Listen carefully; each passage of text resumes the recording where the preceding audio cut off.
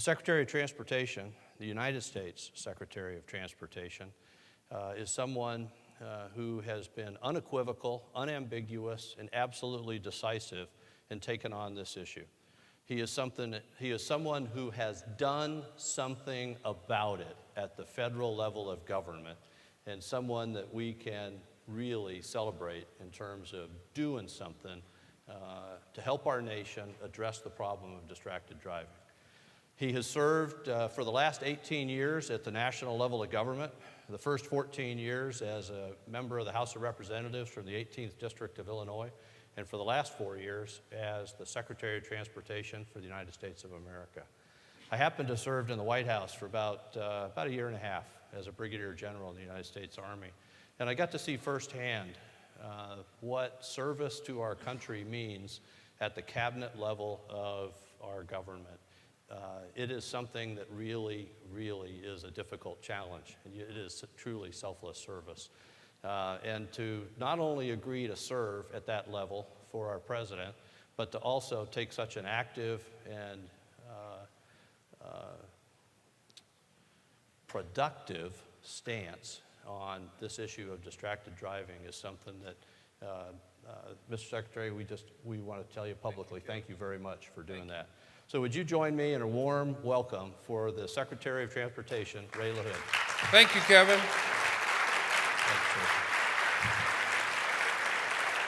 Thank you, everyone. Thank you so much. Thank you. Good morning, and thank you all so much for being here. Kevin, thank you to USAA for your extraordinary leadership and sponsorship and being such great partners with us in our mission and endeavor to get all 50 states to pass laws and to really educate people on this dreaded epidemic that we call distracted driving. I also want to thank the Florida Department of Transportation, the Distraction Advocate Network, and the Shriners Hospital for Children for all of you hosting this great event. And in particular, thanks to Jennifer Smith. Jennifer and I met 4 years ago, and she and I have been on a mission together to really try and persuade Americans to put their cell phones down, to put their texting devices down while they're driving. And Jennifer has traveled the country really doing the kind of activity that you're all doing here today, educating people about the really bad things that can happen when you use cell phones in driving and use texting devices while you're driving, and also persuading states to pass laws. When we started this adventure, only 18 states had passed laws. Today, 38 states have passed laws. And we've made a lot of progress, and we've done it in just 4 years.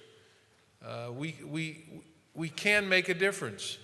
What it takes is really mobilizing people, educating people, and then having all of you persuade legislators to pass good laws with good enforcement, and that is the first step.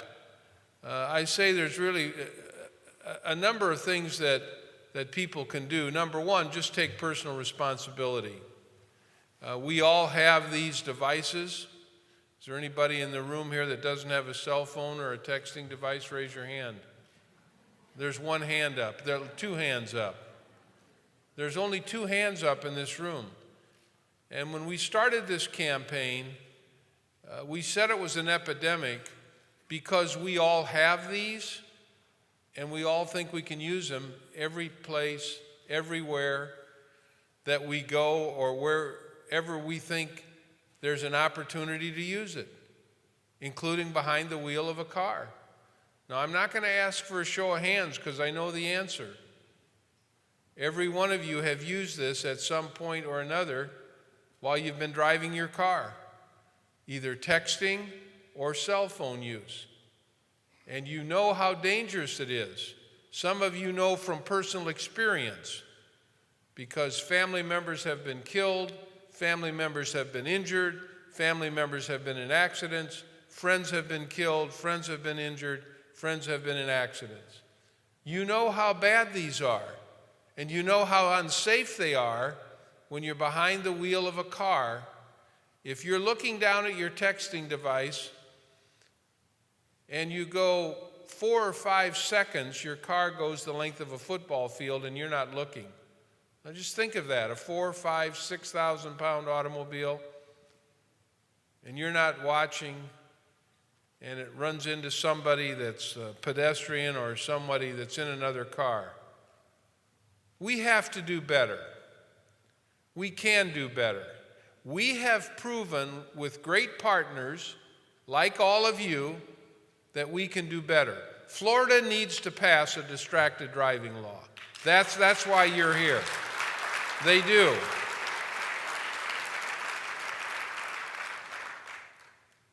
Florida can be like the other 38 states. Take a model piece of legislation that we have available. That's what we've done. After our first distracted driving summit, we put together a model piece of legislation, and when anybody ever called us, we would say, here's a good starting point for you as legislators.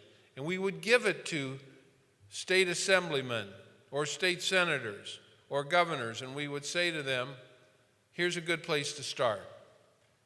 And in 4 years, we now have 38 states. We need all 50 states. We need Florida. Florida's a big state. Florida has a need to pass a distracted driving law. And one of the purposes of this meeting today is to encourage all of you to find out who your state legislators are and to encourage them to pass a good piece of legislation. In the new transportation bill that was just signed into law by the president a few months ago, there are resources, there is money that we will make available next year to states that have passed distracted driving laws.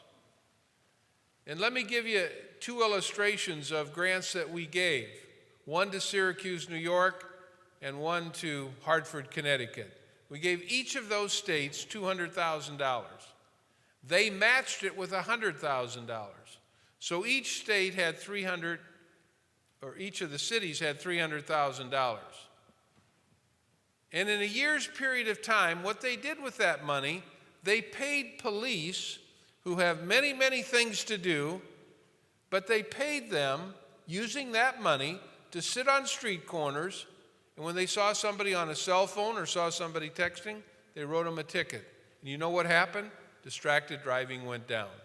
Now, in our organization, the Department of Transportation, we have an organization called NHTSA. It's our safety organization. And we have career people there that have worked their whole careers on saving lives. So when the seatbelt laws were passed 20 plus years ago, nobody was wearing a seatbelt. Nobody. People said it's too uncomfortable, I don't want to wrinkle my clothes. You heard all the excuses. But as states began to pass laws and we provided incentives, now 86% of us, the first thing we do when we get in a car, 86%, we buckle up. Think of the lives that have been saved. And I also want to give a shout out to Mothers Against Drunk Driving. We would not have taken all of the drunk drivers off the road that we have done if Mothers Against Drunk Driving had not encouraged states to pass good laws.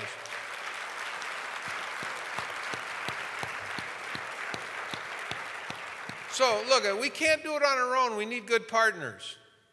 We started a program called Click It or Ticket. Now 86% of us buckle up. And we provided some incentives to states. Mothers Against Drunk Driving just stood up and said, we need to pass good laws. And they have. And now we have .08, which is the national standard. That's the blood alcohol standard. And a lot of drunk drivers have been taken off the road. Some of you that are my generation remember a time when the police maybe would give somebody a pat on the back and send them home if they'd had too much to drink, or put them in a cab, or actually drive them home. Police don't do that anymore because of good laws and good enforcement. So there's three things. Personal responsibility. Just simply put these in your glove compartment.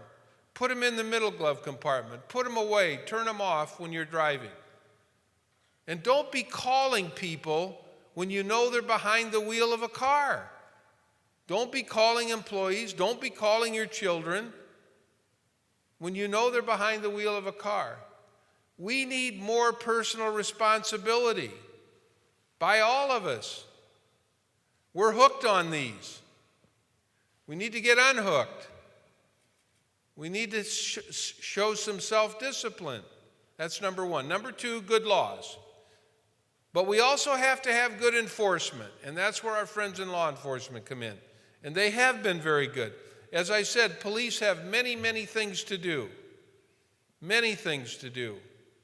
And there are limited resources in all communities around America today. Limited resources for police and fire and other municipal services. That's the reason that Congress created the kind of program where we're going to be able to make grants next year that will help with enforcement. But the state has to pass a law first. Florida needs to pass a law. We need good partners like you to persuade your legislators to do that. Now, I know all of you here are not from Florida. I know you're from other places around the country. And we can outline in great detail the states that need to pass laws, the remaining states. And I know that that will happen. This will not get done unless we really mobilize and we really encourage people. Think of the lives that could have been saved. Go to distraction.gov. It's on our website. Now, I know there are people here who are going to tell heartbreaking stories. I've heard many of them, and they are heartbreaking. Loved ones that are now gone because somebody was stupid enough to be using a cell phone while they were driving or texting while driving. That's what it is. It's stupidity. It's not following good, safe practices while driving your car. That has to end. It will only end when people like you mobilize, the way that Mothers Against Drunk Driving did, the way that others have, to provide good safety programs for our teenagers, for all people. More than 3,000 people were killed, and an estimated 418,000 were injured as a result of distracted driving. That's too many. That's 3,000 too many, and 416,000 too many. Every one of those could have been prevented. Every one of those could have been prevented if people would have taken personal responsibility and put these away. And it's up to us now to work hard to get the state of Florida and other states to pass good laws. I'm very proud of my home state of Illinois. They have passed a good law. We had a meeting like this. Jennifer organized a meeting like this in Dallas. Texas needs to pass a good law, and those of you from Texas I know are working on that. And we have a blueprint which outlines a path forward and offers concrete steps that can be taken to reduce the risk of distracted driving. But as I said, we need good partners. All of you are here today because you want to do something. You wouldn't be here if you didn't want to do something. And there's something that every one of you can do. First of all, take personal responsibility. Put this away while you're driving. Number two, find out who your legislators are in your state, in your community, and go talk to them about passing a law so that people are not distracted while they're driving. And then begin to mobilize. And we will work closely with you in terms of your ability to look at model legislation. We will work closely with you in terms of our ability to provide grants next year when it comes to states that have passed good laws. Working together, we will be successful. We have proven that we can do that in other states. And Florida can do it also. So thank you all for coming. Let's form a partnership today. Let's work together. And if we do that, we will make progress. And we will say to other families, we want to prevent what's happened to families that are gathered in this room today, who've lost loved ones, whose loved ones have been injured. We can make a difference. We really can. We've seen it happen in other places, and we want to see it happen here. So I hope you'll join us. Let's be partners. Let's work together. If we do, we'll make a difference. Thank you all very much. Thank you very much. Can I just announce one other thing? This year we launched a contest encouraging high school students to create a social media icon that can be shared on Facebook, Twitter, and Tumblr, wherever they are posting and connecting. Today I'm proud to announce that the winner of our contest, Hamari Watson. Hamari, where are you? Hamari, come on up here so everyone can see you.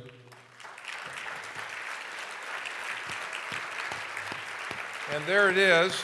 I don't know if it's up on the screen or not, but is the icon up on a screen so you can all see it now?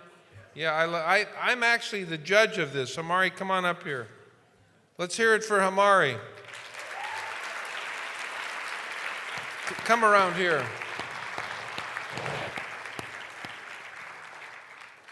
Hamari goes to Seminole High School, and she designed the icon. And I know that she has a few prepared remarks that she would like to give. This is the kind of encouragement we need to give to our young people. You know who can have the most influence on your children. Their friends. That's the reason we did this contest, so that people like Hamari can influence her friends. And we know that peer-to-peer is very influential. And so we're delighted today to, and I'm very proud that I was the judge of this, because I think this is it's easy to understand. And Hamari, come on up and tell us whatever you'd like to say.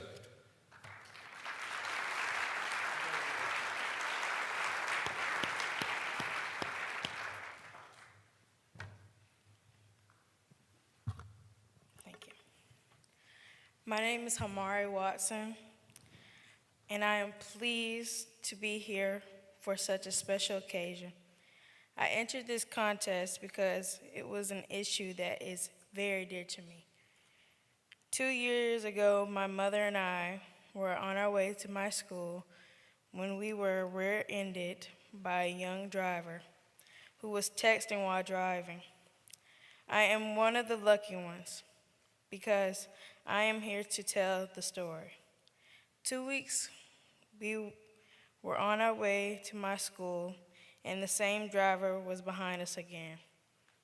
When he realized that he was behind us again, he moved over. After all the damage he had caused, he still had not learned his lesson. I hope by becoming involved, I can help in making people aware of the danger of texting while driving. My logo was brought about because I want to show what could possibly happen when you text and drive with the cars crashing and the cell phone and the smoke displaying the cause of the crash. Let's spread the word. Texting while driving is deadly combination. Text and wreck.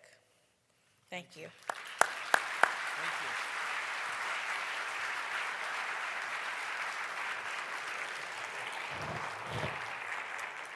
Hamari's mother is here too. Can you please stand and be recognized? There she is. Thank you.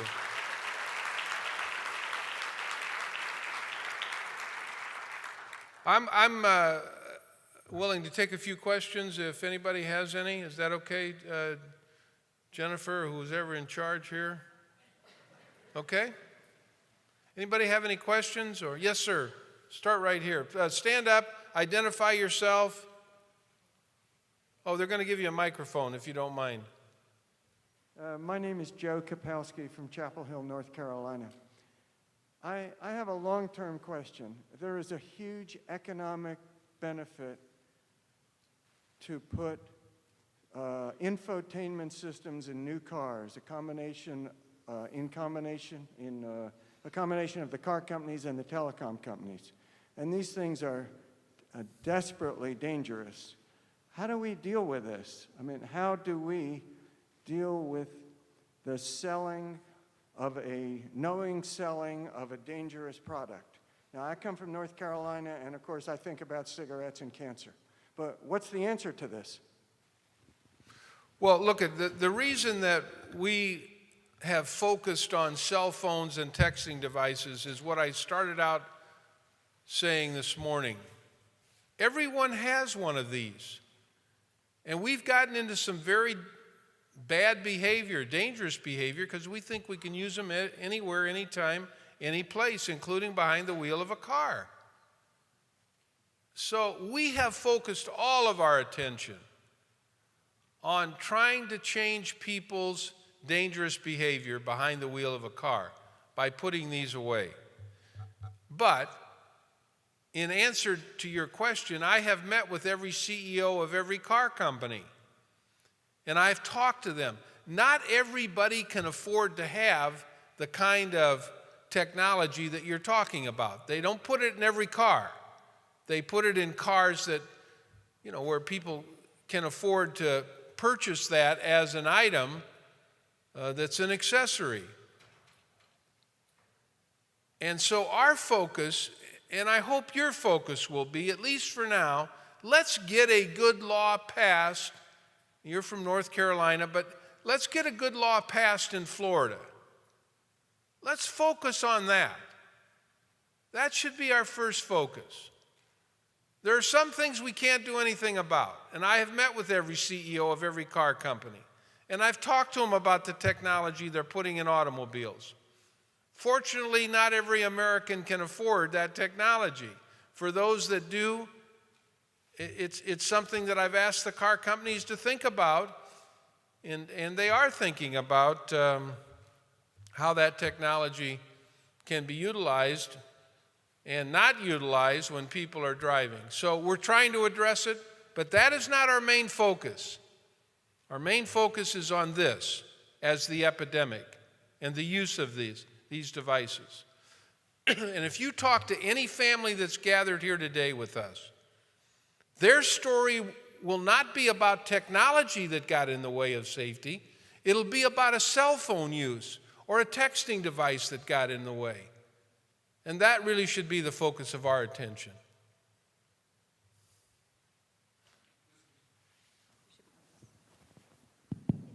Mr. Secretary, I'm Irv Schlossberg, State Representative representing Delray Beach, Florida. Can we give this representative a round of applause? He has worked very hard. Thank you. He has worked very hard to pass legislation, so please go ahead. Thank you. I appreciate it. The seatbelt law, primary enforcement of the seatbelt law, took us 15, 20 years to pass. And it's named in honor of my daughter, Dory Schlossberg, who died in a car crash.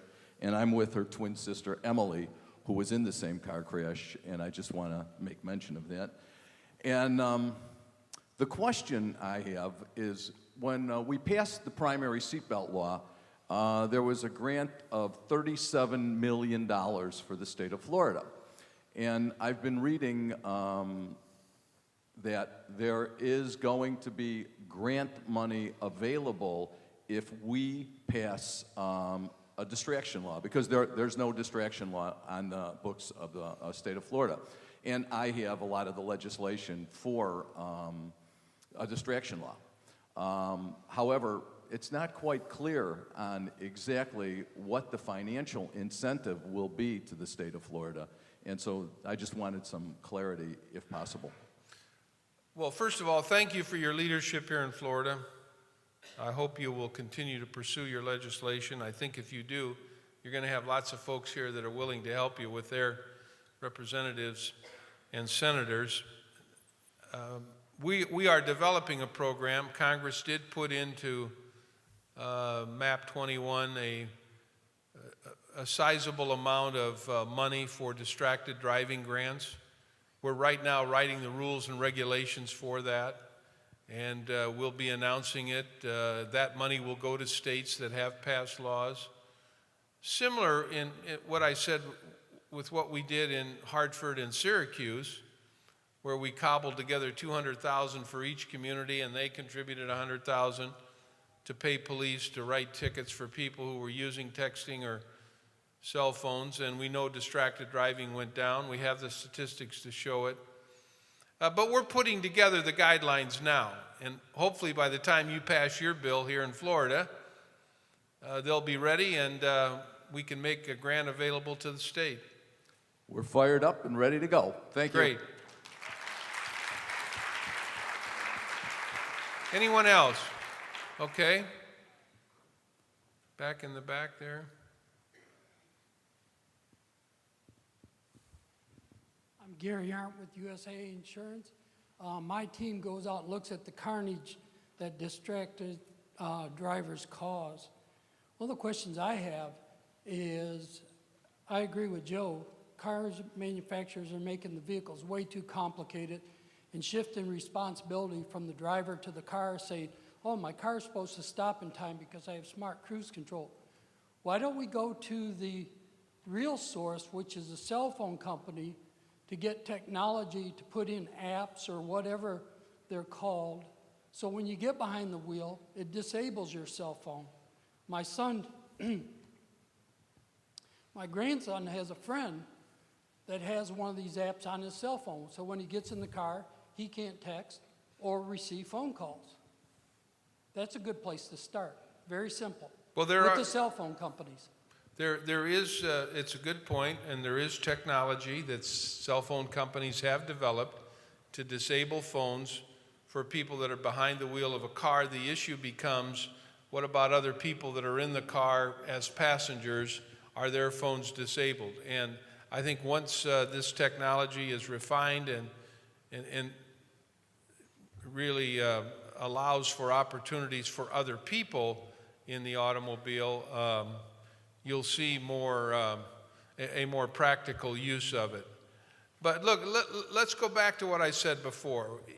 Each of us, when you think about it, and think about the lives that can be saved and the injuries that can be saved, just needs to take personal responsibility.